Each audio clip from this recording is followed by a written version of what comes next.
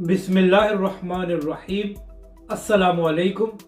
आप देख रहे हैं यूट्यूब चैनल आम सी बातें। लाहौर में धमाका और हुकूमत की नहली, अल्लामा साद हुसैन रिजवी की शदीद तनकीद। शेख रशीद साहब, अब हुकूमत की रिट कहाँ है? इस वीडियो में हम इसी के मुतालिक बात करेंगे। आज एक बार फिर पाकिस्तान के दुश्मनों ने पाकिस्तान के अमन को बर्बाद करने के लिए लाहौर में अनारकली बाजार में धमाका किया है, जिसमें अब तक एक बंदा शहीद हुआ है और 20 से ज़ायद लोग जख्मी हुए हैं और इतलात के मुताबिक 5 लोग शदीद जख्मी हैं। तो तहरीक लब्बैक और अल्लामा साद हुसैन रिजवी की जानिब से इस बम धमाके की शदीद मजम्मत की गई है और हुकूमत से मुतालबा किया गया है कि फौरी तौर पर जख्मी को हर किस्म की सहूलत दी जाए।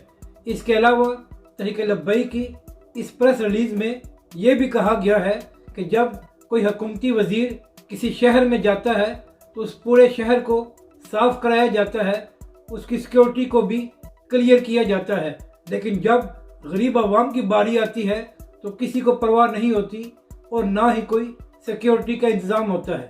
पिछले कई दिनों से शेख रशीद साहब ये कह रहे थे कि दहशत गर्दी का खतरा है, तो शेख रशीद साहब वजीर का काम इतला देना नहीं होता बल्कि ऐसे वाक़यात को रोकना होता है। और जब तहरीक लब्बैक धरना दे रही थी तो उस वक्त तो आपको हुकूमत की रिट की याद आ रही थी। जब इस किस्म के दहशतगर्द बड़े बड़े शहरों में धमाके करने पहुंच जाते हैं तो उस वक्त आपकी रिट कहाँ होती है कि पाकिस्तान के इतने बड़े शहर और एक मसरूफ तरीन बाजार में धमाका हो गया। क्या आपका काम सिर्फ सियासी बयानात ही देना है या कोई अमली काम भी करना है? और तहरीक लब्बैक की इस प्रेस रिलीज में यह भी कहा गया है कि सारे वाक़े में कहीं न कहीं हुकूमत की भी नहली शामिल है।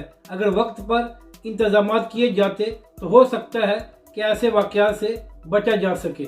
अपनी राय का ज़रूर इजहार करें कि आपको ये वीडियो कैसी लगी और हमारे इस चैनल को भी सब्सक्राइब करें।